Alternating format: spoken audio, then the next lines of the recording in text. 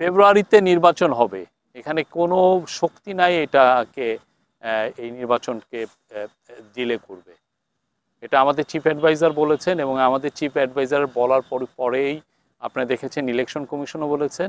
এটা আমাদের পুরো জাতি এটার জন্য প্রস্তুতি নিচ্ছে। আমাদের সরকারের যতগুলো অর্গান আছে ইলেকশনকে প্রিপারেশনে যারা কাজ করে, সবাই এটা নিয়ে এখন সবার পুরোদমে কাজ করছেন।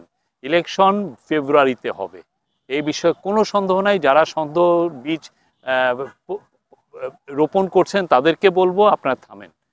ইলেকশন ফেব্রুয়ারিতে হবে, ফেব্রুয়ারির এই রোজা শুরু হওয়ার আগেই ইলেকশন হবে, এবং ইলেকশন কমিশন খুব অতি শীঘ্রই ওনারা তো বলেছেন বোধহয় ডিসেম্বরে তফসিল ঘোষণা করবেন, এবং তার আগে যে ইলেকশনের প্রিপারেশনের যে কাজগুলো সেগুলো ওনারা খুব শীঘ্রই শুরু করবেন।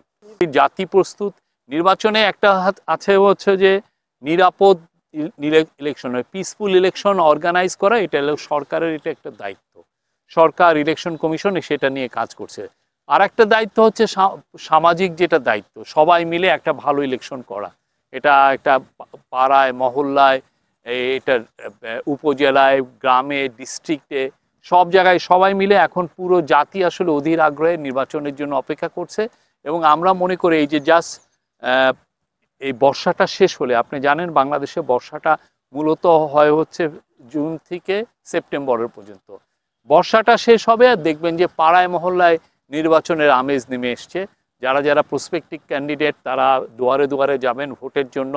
ভোটের একটা পাড়ায় পাড়ায় আপনি দেখবেন যে তারা তাদের নির্বাচনী অফিসগুলো করছেন, এবং এইটার আমেজটা সব জায়গায় আসবে। যখনই আমেজটা সব জায়গায় আসবে, আমরা নিশ্চিত যে পুরো জাতি তখন, মানে কারো মনে যদি কোনো সন্দেহ থাকে সেই সন্দেহটুকু চলে যাবে।